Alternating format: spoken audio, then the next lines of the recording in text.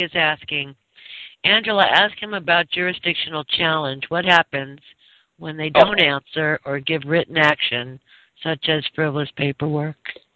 Oh, that's easy. You just like I said, when you have when you challenge jurisdiction, it's called a claim of consuance.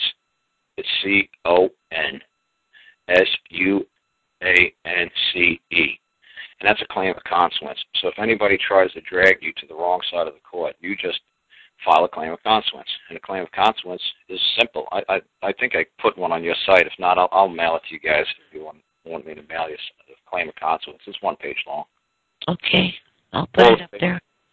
Yeah, all it says is, you got me in the wrong jurisdiction, and all jurisdiction means is control or power over somebody else. Like if you're standing on my feet and you're breaking my toes, I have jurisdiction over you. Now I could grab you and control you and do whatever I want to you because I have the power to control you, and that's the 10th Amendment. And that's what the 10th Amendment says, is that people have the power. And power just means to control somebody else. So if you're standing, in my space, on my toes, like people say, hey, that's my space, back up a couple of feet. You're in my space. You're claiming that's your jurisdiction. And nobody could get 2 inches of you. And you could say, you know what, you need to back up. And you have that right to do it. It's a right. By God, you could say you're breaking my toes, and I'm going to force you off my toes. So that's all jurisdiction is. Jurisdiction is pretty simple to understand. So when they try to control your paperwork, or they try to control you, or try to drag you into their court before their judge, you're like, hell no. I want to go before a jury. I am not going before no man in no black robe.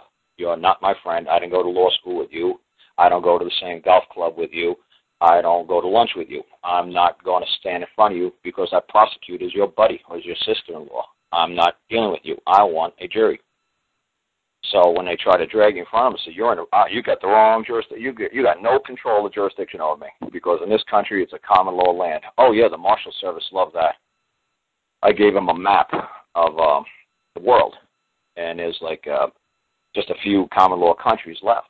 And I had it colored. I said, look, these are the orange ones. These are the blue ones. This is all civil code. This is all common law. I said, we live in a common law land. I said, so if we want to drag somebody out of civil court or tax court or bankruptcy court or divorce court or any court, DMV, we could drag them into the common law side. I said, if we lose that ability to drag them over to the proper jurisdiction where we have control over them, I said, we're going to wind up like France. And I said, like all these blue countries in Europe, we're going to be like France. I said, I don't mind. I said, my grandma's from France. My dad's whole family's from Germany. I said, they all live civil. I said, we're not all in jail over there. I said, but if we turn to France, I said, then we're all guilty until we can prove ourselves innocent. It's going to be backwards. We're going to live in a code land. I said, right now we live in a common law land. So I love living in a common law land. So anytime somebody tries to drag me into the code world, I'm going to drag them into the common law side. I said, if I was in France, I couldn't do it. If I said, well, let me drag you into the common law side, they'd laugh at me. They'd say, go move back to the USA. We don't do common law over here. We do code. So I told them, I said, if all I'm doing when I'm making contact with the judges on that side, I'm demanding from them that they respect the fact that they're Article III judges, and this is a common law land. And if they don't like, working in a common law land and as common law judges, I'm going to have to ask for their oaths of office.